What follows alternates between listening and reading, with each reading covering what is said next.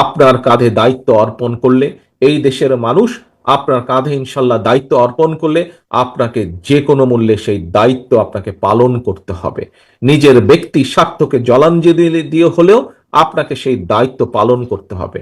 কারণ কারণ একটি, এই দেশের স্বাধীনতার ঘোষককে, স্বাধীনতার ঘোষক শহীদ রাষ্ট্রপতি জিয়াউর রহমান। আপনি আমাদের সাথে জুম করে ঢাকায় ভার্চুয়াল মিটিংয়ে আমাদের সাথে মহানগর বিএনপির সাথে আপনি বৈঠক করেছিলেন। আমি আজ এই কাজকে খুবই আবেগাপ্লুত। 3 বছর আগে বলেছিলেন খুলনা মহানগর বিএনপিকে হারলে চলবে না, তোমাদেরকে জিততেই হবে। গত 3টি বছর আমরা অক্লান্ত পরিশ্রম করে আপনার সাথে দেওয়া কথা অক্ষরে অক্ষরে আমরা পালন করেছি মাননীয় চেয়ারম্যান। আজকে সফল সম্মেলনের মধ্য দিয়ে, দ্বিতীয় অধিবেশন কাউন্সিলের মধ্য দিয়ে আমরা আপনাদের কাছে দেওয়া অঙ্গীকার, 16 বছর এই শহরে বিএনপির সম্মেলন হয়নি। 16 বছর পরে নেতা কর্মীদের আজকে উপস্থিতিতে পদচারণায় মুখরিত হয়েছে ঐতিহাসিক এই সার্কিট হাউস ময়দান। মাননীয় ভারপ্রাপ্ত চেয়ারম্যান, আপনার সাথে আমরা দেওয়া অঙ্গীকার আমরা রক্ষার চেষ্টা করেছি। প্রিয় সমাবেশ ডেলিগেট, কাউন্সিলর ডেলিগেট ভাই বোনেরা, এখন আপনাদের সামনে বক্তব্য রাখছেন আজকের সভার প্রধান অতিথি, 18 কোটি মানুষের আশঙ্কার প্রতীক, জি ধন্যবাদ। হাসিনা পতনের আন্দোলনের মাস্টারমাইন্ড, আমাদের প্রিয় নেতা, জননেতা, বিএনপির ভারপ্রাপ্ত চেয়ারম্যান জননেতা তারেক রহমান। জননেতা তারেক রহমান বক্তব্য রাখছেন। জি ধন্যবাদ তুহিন। বিসমিল্লাহির রহমানির রহিম। খুলনা মহানগরীর দ্বিবার্ষিক কাউন্সিল উপলক্ষে আয়োজিত আজকের এই কাউন্সিল অনুষ্ঠানের সম্মানিত সভাপতি, মঞ্চে উপস্থিত কেন্দ্রীয় এবং খুলনা বিভাগীয়, খুলনা মহানগরী এবং খুলনা জেলার সম্মানিত নেতৃবৃন্দ, আমার সামনে উপস্থিত খুলনা মহানগরীর 505 জন কাউন্সিলর বৃন্দ, উপস্থিত খুলনা মহানগরী, খুলনা জেলা বিএনপির সহ অঙ্গ সহযোগী সংগঠনের সকল উপস্থিত প্রিয় সহকর্মীবৃন্দ, আসসালামু আলাইকুম। আমরা প্রায় কম বেশি সকলের বক্তব্যই আমরা এতক্ষণ শুনেছি যে 16 বছর পরে আজকে খুলনা মহানগরীতে বাংলাদেশ জাতীয়তাবাদী দল মহানগরী বিএনপির কাউন্সিল অনুষ্ঠিত হচ্ছে। এই কাউন্সিল উপলক্ষে আপনাদের সকলকে আমি জানাই, এই কাউন্সিলের সাথে যারা বিভিন্নভাবে সম্পৃক্ত আছেন, বিভিন্ন উপকমিটি থেকে শুরু করে আহ্বায়ক কমিটির সদস্য, বিভিন্ন ওয়ার্ড, থানার সকল নেতৃবৃন্দ যারা এই কাউন্সিলকে এই মুহূর্ত পর্যন্ত নিয়ে আসতে অক্লান্ত পরিশ্রম করেছেন, তাদের সকলকে জানাই আন্তরিক শুভেচ্ছা। প্রিয় প্রিয় সহকর্মী বৃন্দ, এই খুলনা মহানগরীতে আপনারা সকলেই কম বেশি ওয়াকিফল আছেন যে আমাদের নেতা শহীদ রাষ্ট্রপতি জিয়াউর রহমানের নামে একটি ফাউন্ডেশন আছে, জিয়াউর রহমান ফাউন্ডেশন। এই ফাউন্ডেশনের প্রথম যেই কর্মসূচিটি ছিল একটি হেলথ ক্যাম্প, সেই প্রথম কর্মসূচিটি আমরা শুরু করেছিলাম, অর্থাৎ সেই কর্মসূচির মাধ্যমে জিয়াউর রহমান ফাউন্ডেশনের যাত্রা শুরু হয়েছিল এবং সেটা এই খুলনা মহানগরীর মাটি থেকে শুরু হয়েছিল। আজকে আবার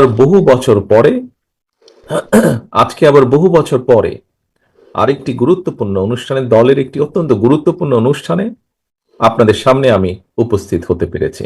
আল্লাহর কাছে অশেষ শুকরিয়া। প্রিয় সহকর্মীবৃন্দ, আমরা আজকে এখানে উপস্থিত হয়েছি বা একত্রিত হয়েছি কাউন্সিল উপলক্ষে। এখানে 3টি পদে নির্বাচন হবে।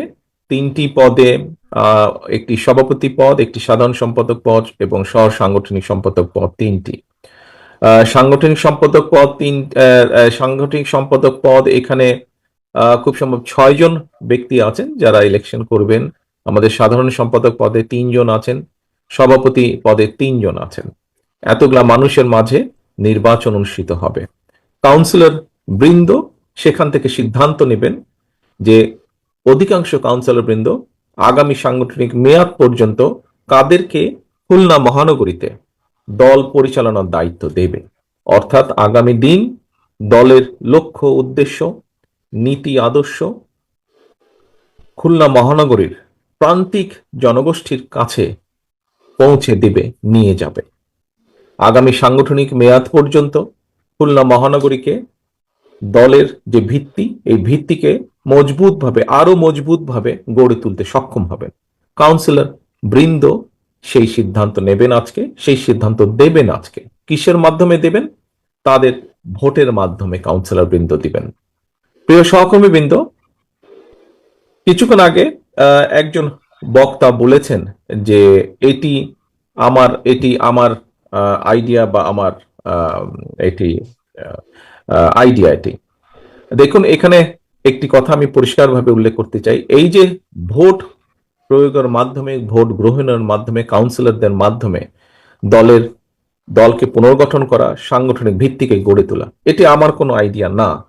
এটি আমাদের দলের যে গঠনতন্ত্র আছে, সেই গঠনতন্ত্রের ভেতরে এটি উল্লেখ করে দেওয়া আছে। এটি বলে দেওয়া আছে কিভাবে আমরা দলকে একদম তৃণমূল থেকে কেন্দ্র পর্যন্ত গড়ে তুলব। এটি দলের নিয়ম। এভাবেই গণতন্ত্রের ভিত্তি রচিত হয়। এভাবেই কোনো সংগঠনের মধ্যে, কোনো দলের মধ্যে, এমনকি দেশের ভেতরে গণতন্ত্রের ভিত্তি এভাবেই রচিত হয়। আমি ব্যক্তিগতভাবে একজন রাজনৈতিক কর্মী হিসেবে বিশ্বাস করি, আমরা যদি এই প্রক্রিয়ার মাধ্যমে, হতে পারে বিভিন্ন প্রতিবন্ধকতার কারণে আমরা একদম যেভাবে চাই হয়তো সেভাবে আমরা সবসময় করে উঠতে পারি না, কিন্তু তারপরেও যদি আমরা প্র্যাকটিসটাকে, এই প্রসেসটাকে যদি প্র্যাকটিসের মধ্যে রাখি আমরা, তাহলে আমি একজন রাজনৈতিক কর্মী হিসেবে দৃঢ়ভাবে বিশ্বাস করি যে একটি সময় পরে গিয়ে অবশ্যই একদম গণতান্ত্রিকভাবে বলতে আমরা কম বেশি যা বুঝি সেরকম একটি পরিস্থিতিতে গিয়ে আমরা হাজির হব। ঠিক প্রিয় সহকর্মীবৃন্দ, আমরা যখন পানি ফিল্টার করি, দেখবেন যে 2, 3, 4 স্তরে আমরা পানিটাকে ফিল্টার করি। প্রথম বা দ্বিতীয় স্তরে কিন্তু পানিটি পরিষ্কার হয় না, বা খাওয়ার উপযুক্ত হয় না, পান করার উপযুক্ত হয় না, কয়েকটি স্তরের পরে হয়। ঠিক ডেমোক্রেসি বা গণতন্ত্র আমাদেরকে প্র্যাকটিস করতে হবে। আমরা যত এটিকে প্র্যাকটিস করব, এই প্র্যাকটিসটা যত আমরা করব, আস্তে আস্তে আস্তে গণতন্ত্রটা তত স্বচ্ছ হবে, তত জবাবদিহিমূলক হবে। প্রিয় সহকর্মীবৃন্দ, আজকে আমরা দলের ভেতরে এই গণতন্ত্র প্র্যাকটিস করছি, দলকে গণতান্ত্রিকভাবে গড়ে তোলার আমরা চেষ্টা করছি। কিন্তু এই যে বাংলাদেশ, যেই বাংলাদেশে মানুষের গণতান্ত্রিক অধিকার, কথা বলার অধিকার, রাজনৈতিক অধিকার, অর্থনৈতিক অধিকার প্রতিষ্ঠার জন্য আমাদের শত হাজারো নেতাকর্মী গুম হয়েছে, খুন হয়েছে, আমাদের লক্ষ লক্ষ নেতাকর্মী বিভিন্নভাবে, এখানে উপস্থিত আপনারা যারা আছেন কম বেশি প্রত্যেকটা মানুষ বিভিন্নভাবে নির্যাতিত হয়েছেন, মিথ্যে মামলা, গায়েবী মামলার আপনাদেরকে হাজির দিতে হয়েছে, এখনো অনেককে হাজির দিতে হচ্ছে, প্রায় প্রতিনিয়ত কোর্টে হাজির দিতে হচ্ছে। কেন? সেই একটি কারণ, দেশের মানুষের গণতান্ত্রিক অধিকার প্রতিষ্ঠিত করার জন্য। এখন বলতে পারেন যে দেশের মানুষের গণতান্ত্রিক অধিকার প্রতিষ্ঠিত করলে কি হবে? দলের ভিতরে গণতান্ত্রিক অধিকার প্রতিষ্ঠিত করলে দলের ভিত্তি যেমন শক্তিশালী হবে, দল পরিচালনার দায়িত্ব যেরকম ধীরে ধীরে সঠিক ব্যক্তিদের কাছে ফিরে যাবে, যারা দলকে নেতৃত্ব দিলে দল সুন্দরভাবে এগিয়ে যেতে পারবে, ঠিক একইভাবে দেশের ভেতরে যদি আমরা গণতান্ত্রিক প্র্যাকটিস করি, গণতন্ত্রের প্র্যাকটিস করি, ভোটের প্র্যাকটিস করি, ভোটের মাধ্যমে নির্বাচিত করি সেই প্রতিনিধিদেরকে, যারা জনগণের কথা বলবে, যারা জনগণের সমস্যার কথা বলবে, যারা দেশের সমস্যার কথা বলবে। অনেকে বলতে পারেন যে, বা অনেকে বলেন, অতীতেও আমরা দেখেছি যে অনেকে দেখেছি আমরা যে সবসময় নির্বাচন হলেই যে ভালো মানুষ আসে তা না। কথাটি সঠিক, আবার সঠিকও নয়। কিভাবে সঠিক নয়? একটু আগে যেই কথাটি বলেছি, আমরা যত বেশি গণতন্ত্র প্র্যাকটিস করব, যত বেশি ভোটের প্রক্রিয়াটি আমরা প্র্যাকটিস করব, তত ধীরে ধীরে ভালো মানুষগুলো, যেই মানুষগুলোকে সমাজ চায়, যেই মানুষগুলোকে সমাজের প্রয়োজন, দেশের প্রয়োজন, যে মানুষগুলোকে প্রয়োজন সার্বিকভাবে বৃহৎ জনগোষ্ঠীর প্রয়োজন, সেই মানুষগুলো পর্যায়ক্রমিকভাবে সামনে চলে আসতে সক্ষম হবেন। কারণ যাদের যোগ্যতা আছে, যারা সৎ ব্যক্তি, যারা সঠিক নেতৃত্ব দেওয়ার ক্ষমতা রাখে, সেই মানুষগুলো যখন দেখবেন যে হ্যাঁ, একটি প্রক্রিয়া শুরু হয়েছে, যেই প্রক্রিয়ার মাধ্যমে আমরা যারা সঠিক কাজ করতে চাই, যারা সঠিক কথা বলতে চাই, সঠিকভাবে চলতে চাই, সেই মানুষগুলোর সুযোগ তৈরি হচ্ছে।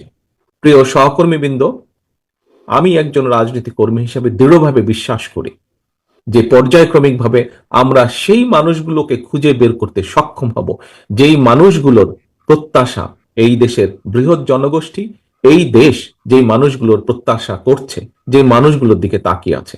কাজেই আমাদেরকে যে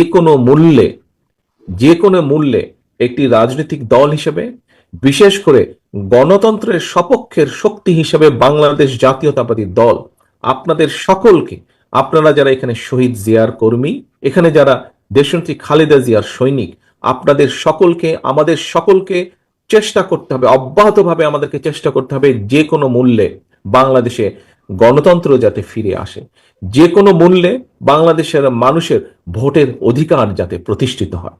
আমরা যদি ভোটের অধিকারকে প্রতিষ্ঠিত করতে পারি বাংলাদেশের মানুষের, তাহলেই আমরা বাংলাদেশকে যেই সর্বনাশের যেই খাদের কিনারায় বাংলাদেশ চলে গিয়েছে, সেখান থেকে ধীরে ধীরে আমরা উঠিয়ে আনতে সক্ষম হব।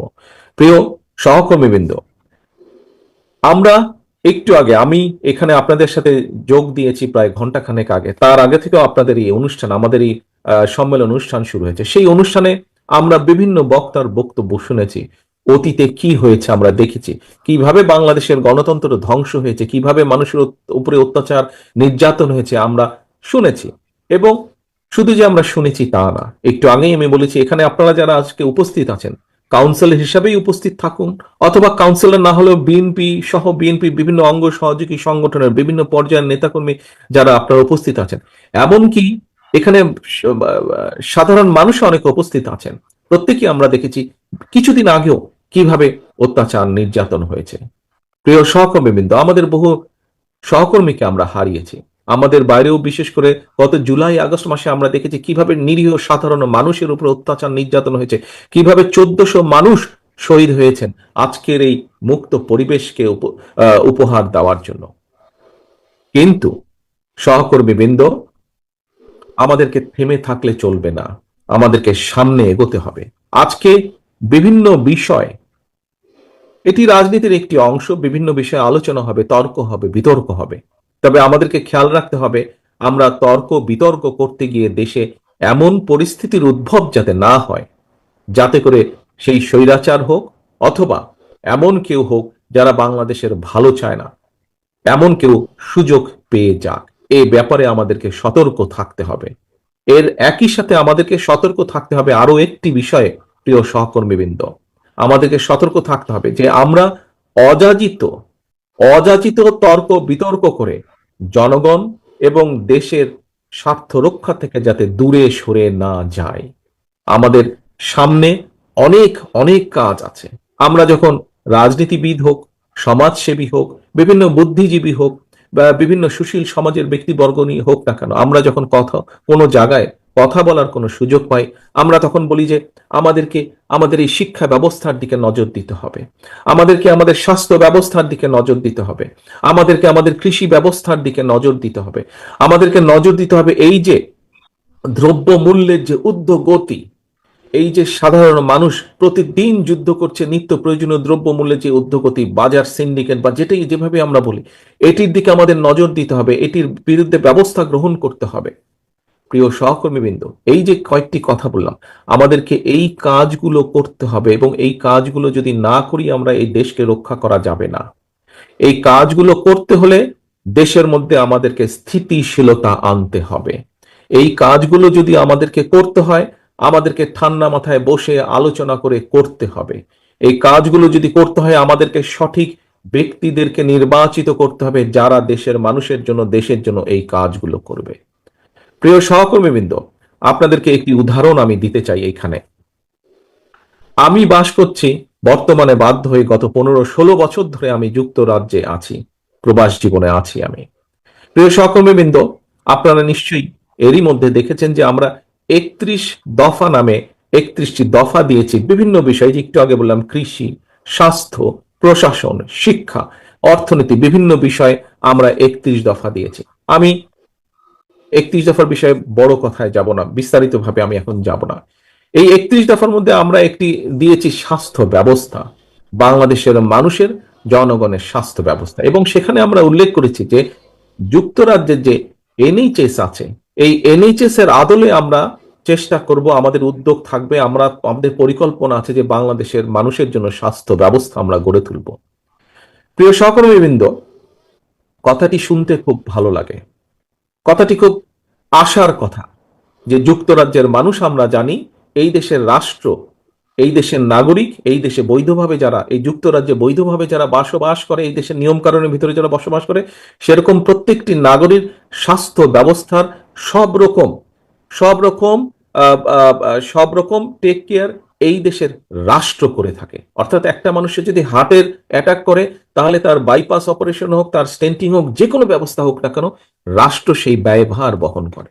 আমরা চাই বাংলাদেশের মানুষকে বাংলাদেশের মানুষের জন্য এইরকম একটি স্বাস্থ্য ব্যবস্থা গড়ে তুলি।